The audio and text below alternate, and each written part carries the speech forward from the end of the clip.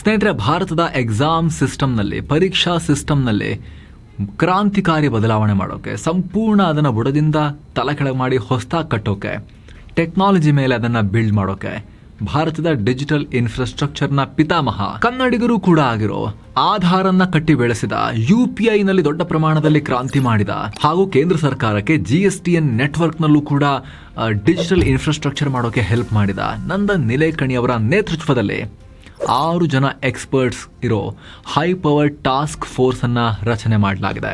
ಈ ಕಮಿಟಿಗೆ intelligence bureau ಮಾಜಿ ಮುಖ್ಯಸ್ಥರನ್ನ ಕೂಡ ಸೇರಿಸ್ಕೊಂಡಿದ್ದಾರೆ. ಹಾಗಿದ್ರೆ ಈ ಟಾಸ್ಕ್ ಫೋರ್ಸ್ ಏನ್ ಮಾಡುತ್ತೆ, ಯಾರೆಲ್ಲ ಇದ್ದಾರೆ ಟಾಸ್ಕ್ ಫೋರ್ಸ್ನಲ್ಲಿ, ಇವರ ಕೆಲಸ ಏನು, ಇದರಿಂದ ನಿಜಕ್ಕೂ NTA ಸುಧಾರಣೆ ಆಗುತ್ತಾ? ಈ ಹಿಂದೆ ಕೆ ರಾಧಾಕೃಷ್ಣನ್ ಕಮಿಟಿ ಮಾಡಿತ್ತಲ್ಲ, ಆಗ ಏನಾಗಿತ್ತು? ಬನ್ನಿ ಇವತ್ತಿನ ಈ ವಿಡಿಯೋದಲ್ಲಿ ನೀಟ್ ಟಾಸ್ಕ್ ಫೋರ್ಸ್ ಬಗ್ಗೆ ಡೀಟೇಲ್ ಆಗಿ ಎಕ್ಸ್ಪ್ಲೇನ್ ಮಾಡ್ತೀವಿ. ಕಡೆ ತನಕ ಮಿಸ್ ಮಾಡದೆ ನೋಡಿ. ಸ್ನೇಹಿತರೆ, ಟೆಕ್ನಾಲಜಿ ಬಳಸ್ಕೊಂಡು ಪರೀಕ್ಷಾ ವ್ಯವಸ್ಥೆಯನ್ನ ಲೀಕ್ ಪ್ರೂಫ್ ಮಾಡೋ ಉದ್ದೇಶದಿಂದ ಶುರು ಮಾಡಲಾಗಿದೆ. ಅದನ್ನ ಆಧಾರ್ ಅಥವಾ UPI ತರ ಕಂಪ್ಲೀಟ್ಲಿ ಡಿಜಿಟಲೈಸ್ ಮಾಡೋ ಉದ್ದೇಶ ಇದೆ. ಭಾನುವಾರ ಪ್ರಧಾನಮಂತ್ರಿ ನರೇಂದ್ರ ಮೋದಿ ಖುದ್ದು ಸೆಲ್ಫಿ ವಿಡಿಯೋವನ್ನ ರಿಲೀಸ್ ಮಾಡಿ ಈ ಟಾಸ್ಕ್ ಫೋರ್ಸ್ ರಚನೆಯನ್ನ ಘೋಷಿಸಿದ್ರು. ಭಾರತದ ಡಿಜಿಟಲ್ ಪಬ್ಲಿಕ್ ಇನ್ಫ್ರಾಸ್ಟ್ರಕ್ಚರ್ನ ಪಿತಾಮಹ, ಇನ್ಫೋಸಿಸ್ ಸಹ ಸಂಸ್ಥಾಪಕ ನಂದನ್ ನಿಲೇಕಣಿ ಅವರಿಗೆ ಇದರ ಸಾರಥ್ಯವನ್ನ ಕೊಟ್ಟಿದ್ದಾರೆ. ನಿಮ್ಗೆ ಗೊತ್ತಿರಲಿ, ನಿಲೇಕಣಿ ಅವರು ಟೆಕ್ನೋಕ್ರಾಟ್. ಭಾರತದ ಬಹುತೇಕ ಎಲ್ಲ ಪ್ರಮುಖ ಪಬ್ಲಿಕ್ ಡಿಜಿಟಲ್ ಇನ್ಫ್ರಾಸ್ಟ್ರಕ್ಚರ್ ಪ್ರಾಜೆಕ್ಟ್ಗಳಲ್ಲಿ ಅವರು ಲೀಡ್ ರೋಲ್ ನಿಭಾಯಿಸಿದವರು. ಆಧಾರ್ ಸಿಸ್ಟಮ್ನ ಮಾಸ್ಟರ್ ಮೈಂಡ್ ಇವರು. 140 ಕೋಟಿಗೂ ಅಧಿಕ ಜನರ ಮಾಹಿತಿಯನ್ನು ಡಿಜಿಟಲೈಸ್ ಮಾಡೋಕೆ ಸಾಧ್ಯ ಆಗಿರೋದೇ ಇವರಿಂದಾಗಿ. ಅಷ್ಟೇ ಅಲ್ಲ, ಭಾರತದ ಟ್ಯಾಕ್ಸ್ ಸಿಸ್ಟಮ್ನ ಬೆನ್ನೆಲುಬಾಗಿರೋ GST ನೆಟ್ವರ್ಕ್ನ ಕೂಡ ಮಾಡಿಕೊಟ್ಟಿರೋರು ಇವರು. ಇವತ್ತು ನಾವೆಲ್ಲ ಬಳಸೋ UPI ಟೆಕ್ನಾಲಜಿ ಡೆವಲಪ್ಮೆಂಟ್ನಲ್ಲೂ ಕೂಡ ನಂದನ್ ನಿಲೇಕಣಿ ಮುಖ್ಯ ಪಾತ್ರ ನಿಭಾಯಿಸಿ ಸರ್ಕಾರಕ್ಕೆ ಹೆಲ್ಪ್ ಮಾಡಿದ್ರು.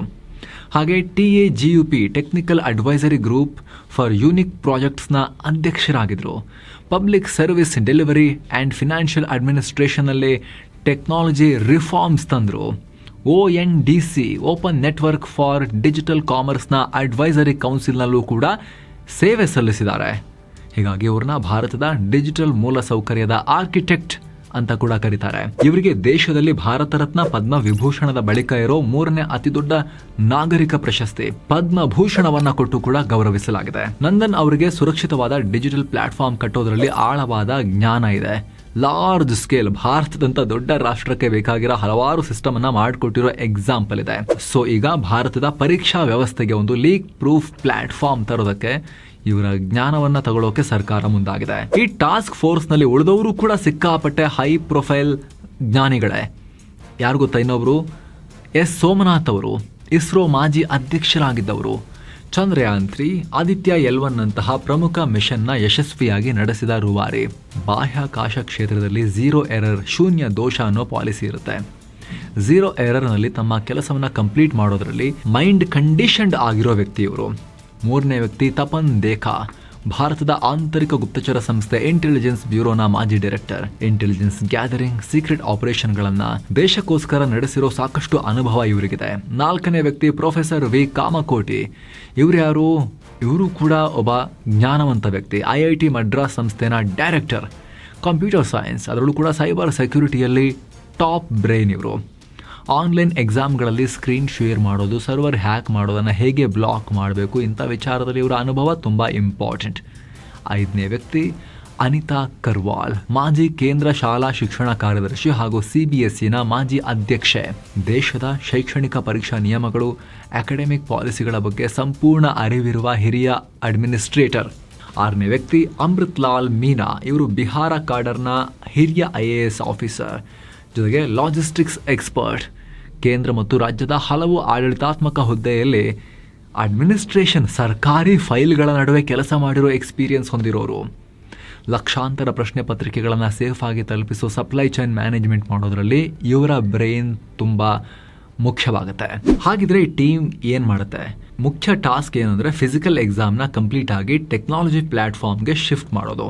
ಇವರ ಆಕ್ಷನ್ ಪ್ಲಾನ್ ಇದುವರೆಗೂ ರಿವೀಲ್ ಆಗಿಲ್ಲ, ಆದರೆ ಇವರು ಪ್ರಮುಖವಾಗಿ ಈ ಕೆಲಸಗಳನ್ನು ಮಾಡ್ತಾರೆ ಅಂತ ಹೇಳಲಾಗ್ತಿದೆ. First, hack proof end to end encrypted platform, ಪರೀಕ್ಷಾ ಡಿಜಿಟಲ್ ಪ್ಲಾಟ್ಫಾರ್ಮ್. ಇದನ್ನ ಈ ಟೀಮ್ ಡೆವಲಪ್ ಮಾಡೋದು. ಅಂದರೆ ಈಗ ಒಂದು ಪ್ರಶ್ನೆ ಪತ್ರಿಕೆ ರೆಡಿ ಆಗ್ತಿದೆ ಅಂದರೆ ಅದನ್ನು ಸಿದ್ಧಪಡಿಸೋ ಸೆಂಟರ್ ಮತ್ತು ಪರೀಕ್ಷಾ ಸೆಂಟರ್ ಇವೆರಡಕ್ಕೆ ಮಾತ್ರ ಆಕ್ಸೆಸ್ ಇರೋ ಹಾಗೆ ಒಂದು ಹೈಲಿ ಸೆಕ್ಯೂರ್ಡ್ ಪ್ಲ್ಯಾಟ್ಫಾರ್ಮನ್ನು ನೆಟ್ವರ್ಕನ್ನು ತರೋ ಚಾನ್ಸಸ್ ಇದೆ. ಇದರಲ್ಲಿ ನಂದನ್ ನಿಲೇಕಣಿ ಅವರಿಗೆ ಅನುಭವ ಇದೆ. ಈಗ ಅವರ ನೇತೃತ್ವದಲ್ಲಿ ಡೆವಲಪ್ ಮಾಡಿರೋ ಆಧಾರ್ ಇರ್ಬೋದು ಅಥವಾ UPI ಪ್ಲ್ಯಾಟ್ಫಾರ್ಮ್ ಇರ್ಬೋದು, ಯಾವುದೂ ಕೂಡ ಇದುವರೆಗೆ ಸೆಕ್ಯೂರಿಟಿ ಬ್ರೀಚ್ ಆಗಿಲ್ಲ. ಅಫ್ಕೋರ್ಸ್ ಇಲ್ಲಿ ಆಧಾರ್ ಮಾಹಿತಿ ಲೀಕ್ ಆಗಿದ್ದಾವೆ, ಆದರೆ ಅವೆಲ್ಲ ಆಗಿರೋದು ಥರ್ಡ್ ಪಾರ್ಟಿ ಡೇಟಾಬೇಸಸ್ಸಿಂದ ಲೀಕ್ ಆಗಿರೋದು, ಮೇನ್ ಸರ್ವರ್ನಿಂದ ಆಗಿಲ್ಲ. ಎರಡನೇದು AI ಆ್ಯಂಡ್ ಬಯೋಮೆಟ್ರಿಕ್ ಅಥೆಂಟಿಕೇಶನ್. ಒಬ್ಬ ವಿದ್ಯಾರ್ಥಿ ಬದಲು ಯಾರೋ ನಕಲಿ ವಿದ್ಯಾರ್ಥಿ ಬಂದು ಕೂತ್ಕೊಳ್ಳೋದನ್ನು ತಡೆಯೋಕೆ AI ಆಧಾರಿತ ಲೈವ್ ಫೇಸ್ ರೆಕಗ್ನಿಷನ್ ಮತ್ತು ಬಯೋಮೆಟ್ರಿಕ್ ಸಿಸ್ಟಮ್. ಅಫ್ಕೋರ್ಸ್ ಈ ಬಯೋಮೆಟ್ರಿಕ್ನ NTA ಆಲ್ರೆಡಿ ಯೂಸ್ ಮಾಡ್ತಾ ಇದೆ. ಈಗ ಈ ಟೀಮ್ ಇದಕ್ಕೆ ಇನ್ನೂ ಹೆಚ್ಚಿನ ಸೆಕ್ಯೂರಿಟಿ ಲೇಯರ್ನ ಆ್ಯಡ್ ಮಾಡಿಕೊಡುತ್ತೆ. ಕಮಿಟಿ ಇನ್ನೂ ಯಾವೆಲ್ಲ ಕೆಲಸ ಮಾಡುತ್ತೆ ನೋಡೋ ಮುನ್ನ ಸ್ನೇಹಿತರೆ ಒಂದು ಸಣ್ಣ ಮಾಹಿತಿ. 7 ಸೈನ್ಸ್ ಟೂರಿಸಂನವರು ಕಾಶಿ, ಅಯೋಧ್ಯೆಯ ಹೊಸ ರಾಮ ಮಂದಿರ, ತ್ರಿವೇಣಿ ಸಂಗಮಕ್ಕೆ ಸ್ಪೆಷಲ್ ಟೂರ್ ಆಯೋಜನೆ ಮಾಡಿದ್ದಾರೆ. ಇನ್ನು ಇದೆಲ್ಲ ಜಾಗಗಳಿಗೆ ಹೋಗೋದಿರುತ್ತೆ. ಎಲ್ಲವನ್ನು ಒಳಗೊಂಡಿರೋ ಪ್ಯಾಕೇಜ್ ಎಕ್ಸ್ಟ್ರಾ ಏನು ನಿಮಗೆ ಖರ್ಚಿರೋದಿಲ್ಲ. ಆಸಕ್ತರು ಕಾಲ್ ಮಾಡಿ ಬುಕ್ ಮಾಡ್ಕೊಂಡು ಹೋಗಿ ಬರ್ಬೋದು. ಬನ್ನಿಗ ವರದಿಯಲ್ಲಿ ಕಂಟಿನ್ಯೂ ಮಾಡೋಣ. ಇನ್ನೊಂದು ವೆರಿ ಇಂಪಾರ್ಟೆಂಟ್ ಸಂಗತಿ ಏನು ಅಂದರೆ real time cyber intelligence. Telegram, dark ವೆಬ್ಗಳಲ್ಲಿ ನಡೆಯೋ ಆಕ್ಟಿವಿಟೀಸ್ ಮೇಲೆ ಕಣ್ಣಿಡಲಾಗುತ್ತೆ. ಮಾಫಿಯಾಗಳು ಪೇಪರ್ ಡೀಲ್ ಮಾಡೋಕ್ಕೆ ಶುರು ಮಾಡಿದ ತಕ್ಷಣ ಟ್ರ್ಯಾಕ್ ಮಾಡೋಕ್ಕೆ ಹೊಸ ಸಿಸ್ಟಮ್ ತರೋಕ್ಕೆ ಪ್ರಯತ್ನ ಪಡಲಾಗ್ತಿದೆ. ಇದಕ್ಕಾಗಿಯೇ IB ಮಾಜಿ ಡೈರೆಕ್ಟರ್ ತಪನ್ ದೇಕಾ ಅವ್ರನ್ನ ಈ ಟಾಸ್ಕ್ ಫೋರ್ಸ್ನಲ್ಲಿ ಸೇರಿಸ್ಕೊಂಡಿದ್ದಾರೆ. ಇದರೊಂದಿಗೆ ಹೈಬ್ರಿಡ್ ಮಾಡೆಲ್, ಕೆಲ ಬಾರಿ ಕಂಪ್ಲೀಟ್ ಆನ್ಲೈನ್ ಸಾಧ್ಯ ಆಗಲಿಲ್ಲ ಅಂದರೆ ಇದು ಯೂಸ್ ಆಗುತ್ತೆ. ಇದೇನು ಅಂದರೆ ಪೇಪರ್ ಆನ್ಲೈನ್ನಲ್ಲಿ ಬರುತ್ತೆ, ಆದರೆ ಎಕ್ಸಾಮ್ ಆಫ್ಲೈನ್ನಲ್ಲಿ ಬರೀಬೇಕು.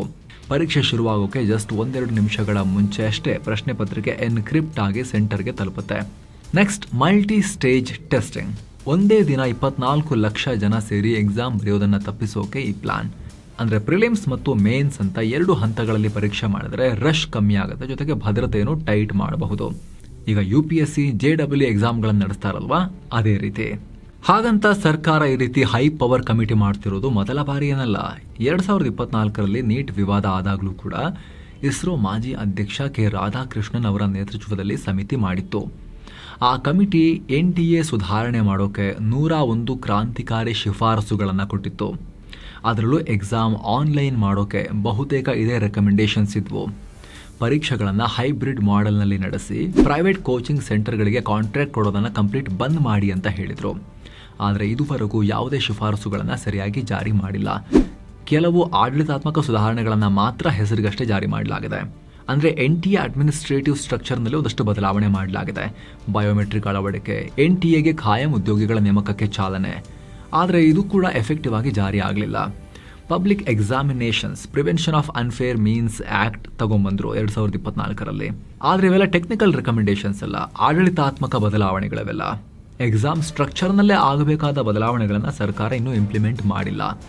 ಅದರಲ್ಲೂ ರಾಧಾಕೃಷ್ಣನ್ ಸಮಿತಿ ಕೊಟ್ಟಿದ್ದ ಅತಿ ಮುಖ್ಯ ಸಲಹೆ ಮಲ್ಟಿ ಸ್ಟೇಜ್ ಎಕ್ಸಾಮಿನೇಷನ್, ಪ್ರಿಲಿಮ್ಸ್ ಮತ್ತು ಮೇನ್ಸ್, ಹೈಬ್ರಿಡ್ ಎಕ್ಸಾಮ್ ಮಾಡೋದು, ಪ್ರಶ್ನೆ ಪತ್ರಿಕೆಗಳನ್ನು ಡಿಜಿಟಲ್ ಆಗಿ ಎನ್ಕ್ರಿಪ್ಟ್ ಆಗಿ ಅದನ್ನು ಸೆಂಟರ್ನಲ್ಲೇ ಪ್ರಿಂಟ್ ಮಾಡೋ ವ್ಯವಸ್ಥೆ, ಖಾಸಗಿ ಕೇಂದ್ರಗಳನ್ನು ಸಂಪೂರ್ಣ ರದ್ದು ಮಾಡಿ ಕೇವಲ ನವೋದಯ, ಕೇಂದ್ರೀಯ ವಿದ್ಯಾಲಯದಂತಹ ಪರೀಕ್ಷಾ ಕೇಂದ್ರಗಳನ್ನು ಮಾತ್ರ ಬಳಸೋದು, ಹಾಗೂ 100% ದೋಷಪೂರಿತ CCTV ಕಣ್ಗಾವಲು. ಇದು ಯಾವುದು ಕೂಡ ಕರೆಕ್ಟಾಗಿ ಜಾರಿ ಆಗಿಲ್ಲ. ಎಷ್ಟರ ಮಟ್ಟಿಗೆ NTA ಎಡವಟ್ಟು ಮಾಡಿಕೊಂಡಿದೆ ಅಂತ ಹೇಳಿದ್ರೆ, ಇದೇ ವರ್ಷ ಎಕ್ಸಾಮ್ಗೂ ಮುಂಚೆ ತಮಿಳುನಾಡಿನ ಎಕ್ಸಾಮ್ ಸೆಂಟರ್ಗಳನ್ನು ಚೆಕ್ ಮಾಡಿದಾಗ 9 ಪರೀಕ್ಷಾ ಕೇಂದ್ರಗಳ 60ಕ್ಕೂ ಅಧಿಕ ಕೊಠಡಿಗಳಲ್ಲಿ CC ಕ್ಯಾಮರಾಗಳ ಫೀಡೇ ಸರಿ ಇರ್ತಾ ಇರಲಿಲ್ಲ. ಇನ್ನು 10ಕ್ಕೂ ಅಧಿಕ ಪರೀಕ್ಷಾ ಕೇಂದ್ರಗಳಲ್ಲಿ CCTV ಕಂಪ್ಲೀಟ್ ಡೆಡ್ ಆಗಿದ್ವು. ಸರ್ಕಾರಕ್ಕೆ ಮತ್ತು NTAಗೆ ಯಾಕೆ ತಾವೇ ನೇಮಿಸಿದ ಕಮಿಟಿಯ ರಿಪೋರ್ಟನ್ನು ಜಾರಿ ಮಾಡೋಕ್ಕಾಗಿರಲಿಲ್ಲ? ಇದಕ್ಕೆ ಕಾರಣ ಇನ್ಫ್ರಾಸ್ಟ್ರಕ್ಚರ್ನ ಕೊರತೆ. ಕಮಿಟಿ ಹೇಳಿದ ಹಾಗೆ ಮಾಡೋಕ್ಕೆ ದೊಡ್ಡ ಮಟ್ಟದಲ್ಲಿ ಡಿಜಿಟಲ್ ಮತ್ತು ಫಿಸಿಕಲ್ ಮೂಲಸೌಕರ್ಯಗಳನ್ನು ಸೆಟಪ್ ಮಾಡಬೇಕಾಗತ್ತೆ. ಅದನ್ನು ಕಲ್ಪಿಸಬೇಕು ಅಂದರೆ ದುಡ್ಡು ಬೇಕಾಗತ್ತೆ. ಆದರೆ ನಮ್ಮ ದೇಶದಲ್ಲಿ ಶಿಕ್ಷಣಕ್ಕೆ ಜಾಸ್ತಿ ದುಡ್ಡು ಕೊಡ್ತಾ ಇಲ್ಲ, ಬಜೆಟ್ ಇನ್ಕ್ರೀಸ್ ಆಗ್ತಿಲ್ಲ. ಪರ್ಸೆಂಟೇಜ್ ವೈಸ್ ನೋಡಿದಾಗ ಕಮ್ಮಿ ಆಗ್ತಾನೆ ಬಂದಿದೆ. ಅಫ್ಕೋರ್ಸ್ ಒಂದು ನೀಟ್ನ ಪರೀಕ್ಷಾ ಸಿಸ್ಟಮನ್ನು ಸೆಟಪ್ ಮಾಡೋಕ್ಕೆ ಭಾಳ ದುಡ್ಡೇನು ಬೇಕಾಗಿಲ್ಲ. ಮನಸ್ಸು ಮಾಡಿದರೆ ಇರೋ ಬಜೆಟಲ್ಲೇ ಮಾಡ್ಬೋದಾಗಿತ್ತು. ಅವರು ಅದನ್ನು ಫಾಸ್ಟಾಗಿ ಕೆಲಸ ಮಾಡಿಲ್ಲ. ಆದರೆ ನಾವೀಗ ಇನ್ನೊಂದು ಮೂಲಭೂತ ಸಮಸ್ಯೆ ಏನು ಅಂತ ಕೂಡ ನೋಡ್ತಾ ಹೋಗೋಣ. ಶಿಕ್ಷಣ ವಲಯದಲ್ಲಿ ಬಜೆಟ್ ವರ್ಷದಿಂದ ವರ್ಷಕ್ಕೆ ಕಮ್ಮಿ ಆಗ್ತಾ ಹೋಗ್ತಿರೋದು ಆತಂಕಕಾರಿ ವಿಚಾರ. ಮೋದಿ ಸರ್ಕಾರದ ಕಳೆದ 12 ವರ್ಷಗಳಲ್ಲಿ ಕೇಂದ್ರ ಸರ್ಕಾರ ಶಿಕ್ಷಣಕ್ಕೆ ಕೊಡ್ತಿರೋ ಬಜೆಟ್ ಡೌನ್ ಆಗಿದೆ ಪರ್ಸೆಂಟೇಜ್ ವೈಸ್. 2013-14ರಲ್ಲಿ ಕೇಂದ್ರ ಬಜೆಟ್ನ 4.6% ಅಂದರೆ 65,867 ಕೋಟಿ ರೂಪಾಯಿ ಹಣ ಶಿಕ್ಷಣ ಕ್ಷೇತ್ರಕ್ಕೆ ಕೊಡಲಾಗಿತ್ತು. ಆದರೆ 2025-26ರ ಬಜೆಟ್ನಲ್ಲಿ ಆಬ್ಸಲ್ಯೂಟ್ ನಂಬರ್ಸ್ ಡಬಲ್ ಆಗಿದೆ. 1.28 ಲಕ್ಷ ಕೋಟಿ ರೂಪಾಯಿ ಕೊಟ್ಟಿದ್ದಾರೆ. ನಂಬರ್ ದೊಡ್ಡದಾಗಿದೆ ಆಬ್ಸಲ್ಯೂಟ್ಸಲ್ಲಿ. ಆದರೆ GDP ಗಾತ್ರನೂ ಜಾಸ್ತಿ ಆಗಿದೆಯಲ್ಲ, ಬಜೆಟು ಕೂಡ ಜಾಸ್ತಿ ಆಗಿದೆಯಲ್ಲ ನಮ್ಮದು. ಬಜೆಟ್ ಪರ್ಸೆಂಟೇಜ್ ನೋಡಿದಾಗ ಕಮ್ಮಿ ಆಗಿದೆ, 4% 2.5%ಗೆ ಇಳಿದಿದೆ. ಯಾವ ಕಾರಣಕ್ಕೂ ಇಂಥ ತಪ್ಪಾಗಬಾರ್ದು. ಎಜುಕೇಷನ್ಗೆ 4 to 5% ಆದರೂ ಖರ್ಚು ಮಾಡಬೇಕು. ಅಮೆರಿಕ ಕೂಡ 5.8% ತನಕ ಖರ್ಚು ಮಾಡುತ್ತೆ ಬಜೆಟಲ್ಲಿ ಶಿಕ್ಷಣಕ್ಕೆ. ಚೈನಾನು ಒಂದು 4% ಎಜುಕೇಷನ್ ಮೇಲೆ ಎತ್ತಿಡುತ್ತೆ. ಇನ್ನು ಪುಟ್ಟ ರಾಷ್ಟ್ರ ಇಸ್ರೇಲ್ ಕೂಡ ತನ್ನ ಬಜೆಟ್ನ 10%ನಷ್ಟು ಎಜುಕೇಷನ್ ಮೇಲೆನೇ ಖರ್ಚು ಮಾಡುತ್ತೆ. ಅಂಥದ್ರಲ್ಲಿ 140 ಕೋಟಿ ಜನಕ್ಕೆ ಶಿಕ್ಷಣದಲ್ಲಿ ಇನ್ನಷ್ಟು ದೊಡ್ಡ ದೊಡ್ಡ ಬದಲಾವಣೆ ಮಾಡಿ ಕ್ವಾಲಿಟಿ ಇಂಪ್ರೂವ್ ಮಾಡ್ಕೋಬೇಕಾಗಿರೋ ರಾಷ್ಟ್ರ ಭಾರತ. ಮಾನವ ಸಂಪನ್ಮೂಲ, ನಮ್ಮ ಯುವ ಸಂಪನ್ಮೂಲವನ್ನು ಜ್ಞಾನವಂತ ಮಾಡಬೇಕಾಗಿರೋ ಭಾರತ ಕಮ್ಮಿ ಮಾಡಬಾರ್ದು ಪರ್ಸೆಂಟೇಜ್ ವೈಸ್. ನಂಬರ್ಸಲ್ಲಿ 65,000 ಕೋಟಿ ಇತ್ತು, ಈಗ ಡಬಲ್ ಆಗಿದೆ, 1,20,000 ಕೋಟಿ ದಾಟ್ಬಿಟ್ಟಿದೆ ಅಂತ ಖುಷಿ ಪಡೋಕ್ಕಾಗಲ್ಲ. ಅಟ್ಲೀಸ್ಟ್ 4 to 5% ದಯವಿಟ್ಟು ಖರ್ಚು ಮಾಡಿ. ಭಾರತದ ಓವರಾಲ್ ಬಜೆಟ್ ಗಾತ್ರ ಎಷ್ಟೇ ದೊಡ್ಡದಾಗಲಿ, ಆರ್ಥಿಕತೆ ಎಷ್ಟೇ ದೊಡ್ಡದಾಗಲಿ, ಅದಕ್ಕೆ ತಕ್ಕಂತೆ ಇನ್ವೆಸ್ಟ್ಮೆಂಟ್ ಕೂಡ ಜಾಸ್ತಿ ಮಾಡಿ ಶಿಕ್ಷಣ ಕ್ಷೇತ್ರದಲ್ಲಿ. ಅದರಿಂದ ಜಾಸ್ತಿ ರಿಟರ್ನ್ ಸಿಗುತ್ತೆ ವಾಪಸ್ ಸರ್ಕಾರಕ್ಕೆ ಮುಂದೆ.